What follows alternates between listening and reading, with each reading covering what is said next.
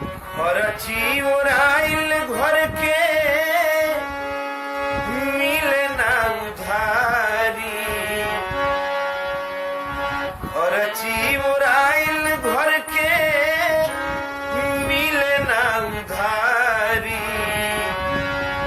पी के शराब बलमुआ करे लबरियारी, पी के शराब सैया।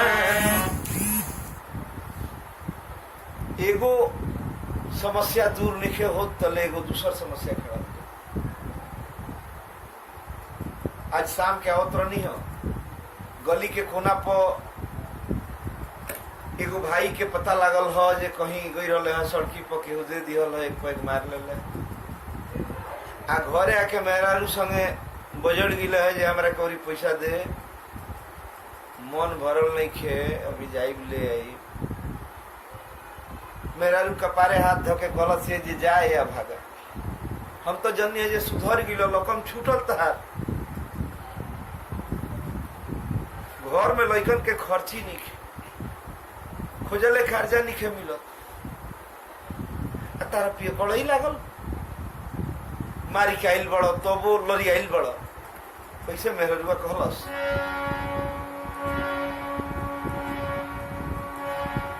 देख के सुन के मन में भाव आइल हो, रुआ सबसे शेयर करतनी कि खरची ओराइल घर के मिले ना उधारी, पी के शराब बलमुआ करे लबरियारी, पी के शराब बलमुआ करे लगारागारी, पी के शराब बलमुआ।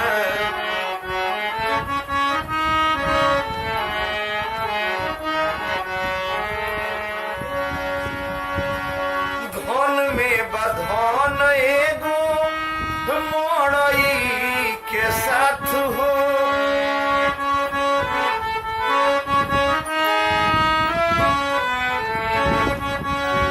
कलश की तारा सोगरे कमाई के एगो इहे मोड़ई लौकती है जौना में केहू तरह हमनी के गुजर बसर होता। धन में बधन एगो मोड़ई के साथ हो, आवे आंधी पानी तो रहे छतिए पहाथ हो।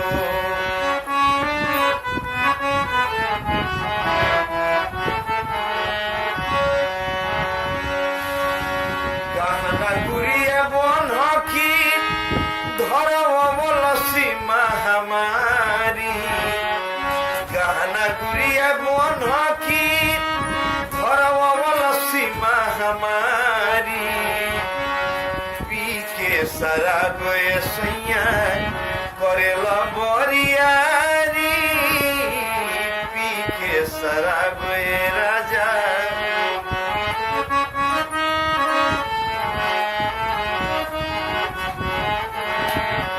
बुझाइल हो कि सुधर गइल लोग, बुझाइल हो कि सुधर गइल लोग, यह शराब के यारी से उबर गइल लोग।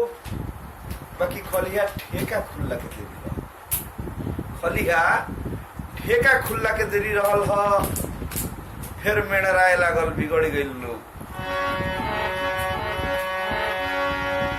दोषी सवांग बाकी दोषी सारा कारबार,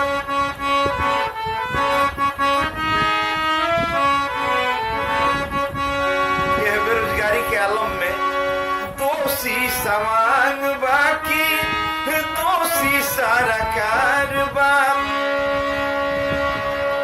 ऐसा ना व्यापार के आज कौन दारा कारबार।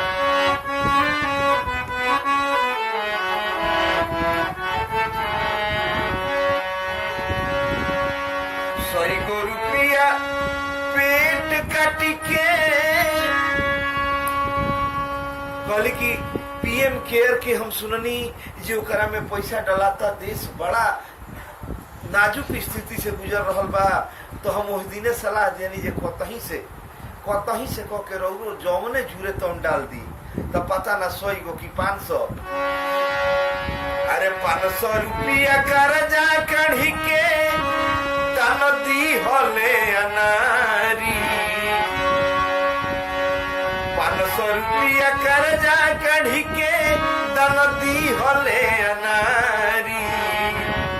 पी के शराब राजा करे बरियारी, पी के शराब राजा खरची उड़ाइल घर के मिले ना उधारी।